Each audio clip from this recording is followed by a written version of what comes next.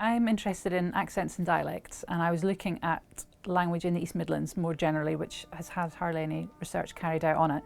And as part of that, I was interviewing people and they said, oh, you need to speak to some miners. They've got their own language. And so over the years, we've spoken to almost 50 miners from Nottinghamshire, Derbyshire and Leicestershire, asked them about their language in the mine, about their experiences, and the book draws this together. So it's a project that was funded by the British Academy.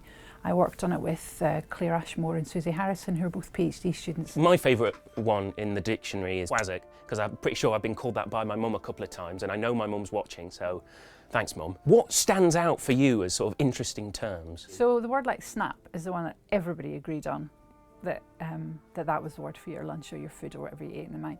And the thing that we also really noticed was the disagreement as well. So what they call the gates, sort of the entry in and out of the mine, the shafts in and out of the mine, have totally different names with so many of the miners that we spoke to, whether it's a main gate, a mother gate, a number one gate. So with the mines closing down, is this language at risk of being lost? Well, yeah, because now the mines have closed, and gradually over time, the memories of that will disappear, and the language that was used in the mines is no longer needed because that equipment isn't there, those jobs aren't there. And over time, yeah, that will disappear. And coal mining has been crucially important for the East Midlands. Our language is a really big part of our identity and who we are. So if we lose that bit of our heritage, we lose a bit of our identity as well. What is the value of keeping that kind of language, if not in use, alive in our memories? It's part of who we are.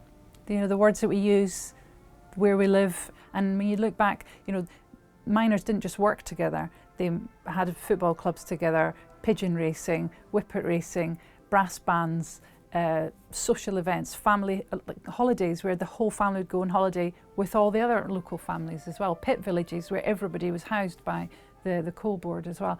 And in the East Midlands, coal mining has quite a traumatic history as well with the strikes, and a lot of the people we spoke to talk about the strikes. It's not all happy memories, there's a lot of other things as well, but by looking at things like the language and the song and the poetry and the art that goes alongside it, maybe we can sort of transcend some of the trauma and think of the things that bring miners together rather than what separates them. Richard Minkley for Knots Tonight.